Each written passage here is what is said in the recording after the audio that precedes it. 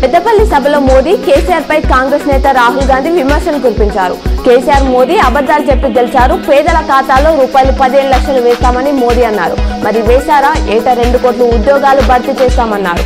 చేశారా అని రాహుల్ ప్రశ్నించారు. రాష్ట్రంలో 10 ఏళ్లుగా కాంగ్రెస్ కార్యకర్తలను అణిచివేశారని రాహుల్ గాంధీ అన్నారు. కార్యకర్తలే కాంగ్రెస్ బలం, తెలంగాణలో కాంగ్రెస్ తుఫాన్ రాబోతుంది, అందులో ప్రత్యర్థులు కొట్టుకుపోతారు. కర్ణాటకలో ఇచ్చిన హామీలను మా పార్టీ అమలు చేస్తుంది, ఇక్కడ అన్ని హామీలను అధికారంలోకి రాగానే నెరవేరుస్తామని రాహుల్ అన్నారు. ఏఐసీసీ అగ్రనేత రాహుల్ గాంధీ నిజామాబాద్ నగర పర్యటన రద్దయిందని మాజీ మంత్రి సుదర్శన్ రెడ్డి తెలిపారు. ఆర్మూర్ నుండి నేరుగా హైదరాబాద్ వెళ్తారన్నారు. వచ్చే అసెంబ్లీ ఎన్నికల్లో ఆర్మూర్ ఎమ్మెల్యేగా జీవన్ రెడ్డిని ఆశీర్వదిస్తే గతంలో కంటే మరింత ఎక్కువగా అభివృద్ధి చేసుకోవచ్చని జిల్లా ఎమ్మెల్సీ కల్వకుంట్ల కవిత అన్నారు.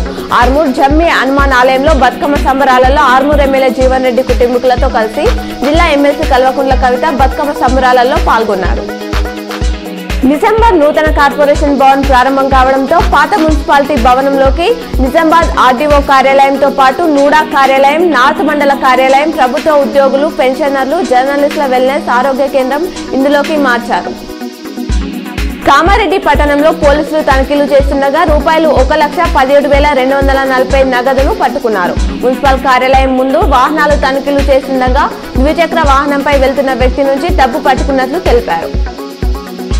మోర్తాడ్ మండల కేంద్రంలో మాజీ మంత్రి సుదర్శన్ రెడ్డి మీడియా సమావేశం నిర్వహించారు. ఈ సందర్భంగా వారు మాట్లాడుతూ రేపు మోర్తాడ్ బస్టాండ్ వద్ద రాహుల్ గాంధీ కార్నర్ మీటింగ్ ఉంటుందన్నారు. రాహుల్ గాంధీ కార్నర్ మీటింగ్ స్థలాన్ని ఆయన ముందుగా పరిశీలించారన్నారు. రుద్రూర్ మండల కేంద్రంలో గురువారం జరిగిన బతుకమ్మ పండుగ సంబరాలకు అసెంబ్లీ స్పీకర్ పోచారం శ్రీనివాస్ రెడ్డి హాజరయ్యారు. అంగడి బజార్ వద్ద బతుకమ్మలను పూజలు నిర్వహించారు. అనంతరం మహిళలతో కలిసి కోలాటలతో బతుకమ్మ ఆడారు. అసెంబ్లీ ఎన్నికల సందర్భంగా పోలీసుల విస్తృత తనిఖీల్లో భారీగా సొత్తు పట్టుబడుతుంది.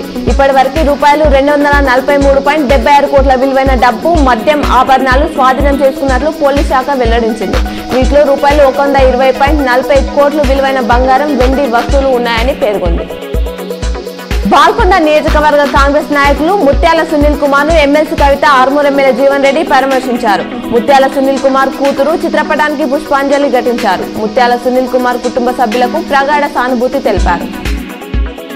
తెలంగాణ ఎన్నికల నేపథ్యంలో రూపాయలు 50,000కు పైగా నగదు, 10 గ్రాములకు పైగా బంగారం కనిపిస్తే పోలీసులు స్వాధీనం చేసుకోవడంపై ప్రజలు అసంతృప్తి వ్యక్తం చేస్తున్నారు. దీనిపై స్పందించిన ఈసీ సరైన ఆధారాలు సమర్పిస్తే 48 గంటల్లో తిరిగి ఇస్తామంది. అయితే వీటి విలువ రూపాయలు 10 లక్షల లోపు మాత్రమే ఉండాలంది.